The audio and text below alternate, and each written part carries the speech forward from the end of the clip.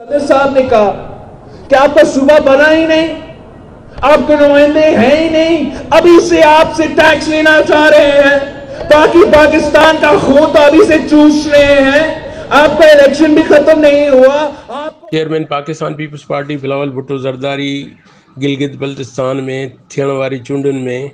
गिलगित जे Baltistan division में जलसेगाह में पहुची चुको आहे, जॾहिं त जलसेगाह में हज़ारे खां वधीक कारकुन ऐं अवाम उते मौजूदु आहे, जंहिंखे चेयरमैन पाकिस्तान पीपल्स पार्टी बिलावल भुट्टो ज़रदारी ख़िताब कंदे चयो त मौजूदा हुकूमत अवाम खे महांगाई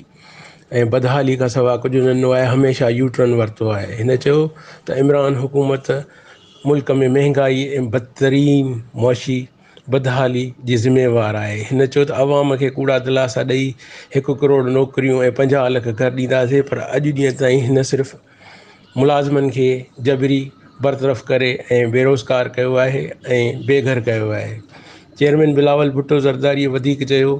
त मौजूदा हुकूमत खे डिसंबर जे आख़िरी हफ़्ते ऐं जनवरी जे महीने में घर भरो करे नयूं चूंडियूं कराई वेंदियूं, जॾहिं त चेयरमैन बिलावल भुट्टो ज़रदारी जो चवणु हुयो त मौजूदा हुकूमत जे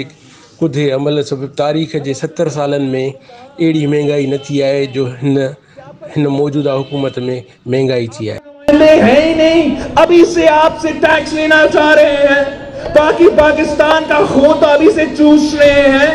आपका इलेक्शन भी खत्म नहीं हुआ, आपको हक नहीं मिला और अभी से आपका जेब से डाका डालना चाहते हैं। ये टैक्स